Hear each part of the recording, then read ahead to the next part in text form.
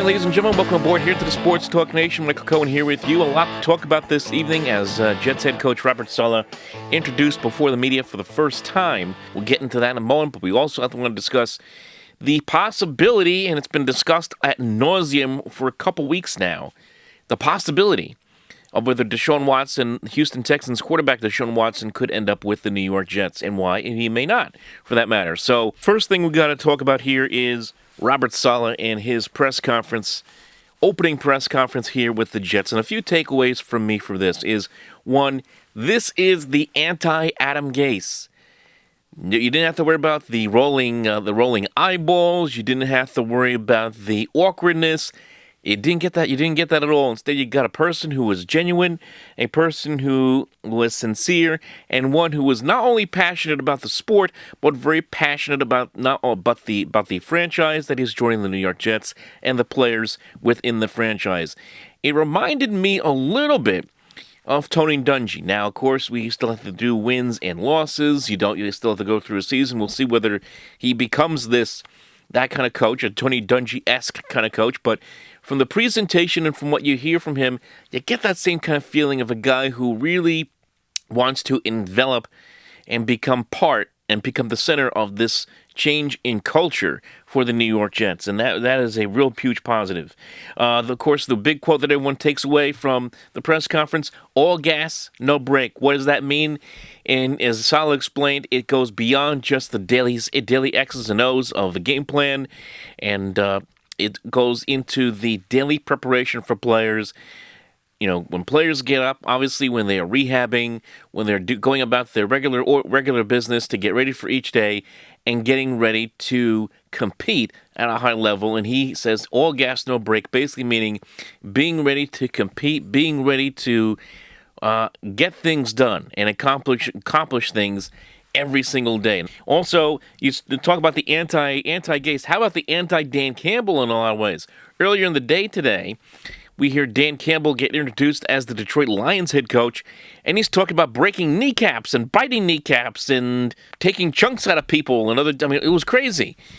Made absolutely no sense. And meanwhile, you have a coach here in Saleh, very grounded, very genuine, as I said earlier. When asked in the press conference about his impressions of joining the Jets and what it was like when he landed in New Jersey, came to Florham Park, and made his way to the Jets facility for the first time last week, he said he sat down, spoke with Joe Douglas, spoke with Christopher Johnson, that it felt like home. One thing that stood out in the press conference is that apparently Saleh had not yet met with Woody Johnson. Woody is on his way back from the United Kingdom as we speak, so that is a meeting that is coming up, but look, this guy won Douglas over. He won Christopher Johnson over. I'm sure that Woody Johnson is very much aware. And you listen to this guy speak, it's hard not to get enthused and excited about the potential for the Jets coming up. Now, one thing, the one big key here that was going to come up during this press conference, as we all knew, was going to be how Robert Saleh was going to address the quarterback situation. We could talk about winning the press conference. We could talk about the Tony Dungy-esque persona that he has. At the end of the day, it's all going to be about the quarterback position. And whether it's going to be Sam Darnold or somebody else like a Deshuan Watson, who we'll talk about in a second, or a Justin Fields or Zach Wilson, who is that quarterback going to be? And Saleh, gave Sam Darnold some praise. He said he's a quarterback with a lot of untapped potential, but he also left the door open when pressed whether he was going to commit to him as a starter by the time they got to training camp next summer. Saleh says, Saleh kind of went off, talked about other things, talked about, getting the coaching staff ready and getting players ready, and didn't really address that directly head on. So, in other words, he didn't want to commit to Sam Darnold as the starting quarterback, which again opens the door for speculation about what the Jets are going to do with the position. And we can certainly go ahead and speculate on pages like this, because all the talk has been for the last couple of weeks, as I mentioned before, about Deshaun Watson and whether he will eventually or may potentially join the Jets as a member of the Jets at some point down the road here via trade. Now, keep in mind, Watson owns all the cards in this deal, okay? He has no trade clause. He doesn't have to come to the Jets if he does not want to. The Jets, compared to a lot of the other teams, like the Miami Dolphins, for example, a team that was listed near the top of his list of desirable places to go, are certainly a little bit closer to winning right now than the Jets are right now. Dolphins won 10 games this past season. They are 3 years into this. Now we'll be going into 3 years of this rebuild and trying to get to the playoffs next year with Brian Flores as the head coach. They're in a better position than the Jets, who are in the first year with Robert Saleh trying to rebuild a team and still with a very young roster. And they're going to be trying to get younger, for that matter, as well. So from that standpoint, a place like Miami, a place like Indianapolis, the Colts with Phillip Rivers having retired, even places like San Francisco and the San Francisco 49ers and the Chicago Bears would be better landing spots for Watson from the standpoint of being able to compete right away for a playoff spot on a team that has pieces to compete. That said, the reasons here are 3 reasons why and a few reasons why the Jets will or will not make this deal. Now, the reasons why are pretty obvious. One, the Jets have the draft capital to do this. It's been discussed ad nauseum. If any team is in the best position to go out there and get Deshuan Watson, it is the New York Jets. They have 4 first-round picks over the next 2 years. And 2 of those picks, of course, being part of the Jamal Adams to Seattle Seahawks trade that took place at the beginning of the season. So they have those 2 picks. You could potentially package a deal, and I've seen, everyone's had their different kind of mock drafts, how they want to do this. You could package the number 2 overall pick in this year's draft, next year's number 1, and the number 1 of the year after that, and maybe even a Sam Darnold. Maybe that would persuade Houston to go out there and make that kind of move to trade Watson. Some people have suggested that the Jets include their pick from Seattle in that trade as well. That may be a lot. So the Jets certainly have the draft capital to do so if they wanted to make a trade. They also have the cap space to absorb his contract of $150 million over 4 years. The Jets will recoup, according to the stories I've read, about $5 million that would have to be paid by the Houston Texans. They do have the salary cap space potentially this year. They could be around $60 to $80 million in cap space, depending on how things work out when we get the beginning of the new league year. So, yes, of all the teams that are going to be in the mix for Deshaun Watson, and there's going to be a lot of teams in the mix for Deshaun Watson if the Texans do decide, come the new league year in March, to put him up on the market, and that if Deshaun Watson is truly unhappy about being there, then the Jets can go out there and certainly have the wherewithal to do so. Another reason why the Jets should go out there and bring in Deshaun Watson is to be obvious. This is a franchise-changing move. The Jets have never had a player quite like Deshaun Watson, for that matter. Yes, I understand that many years ago they made the move for Brett Favre when they brought him over for Green Bay, but that was a different situation. Favre was, of course, near the end of his career, had just unretired, and the Packers had to move on and basically dumped him on the Jets, for that matter, as the Jets released Chad Pennington at that point. Different situation. This is a player in his prime, 25 years old. This is a player considered to be of his generation, with guys like Patrick Mahomes, Josh Allen, what have you, to be the second best quarterback of his generation behind Mahomes.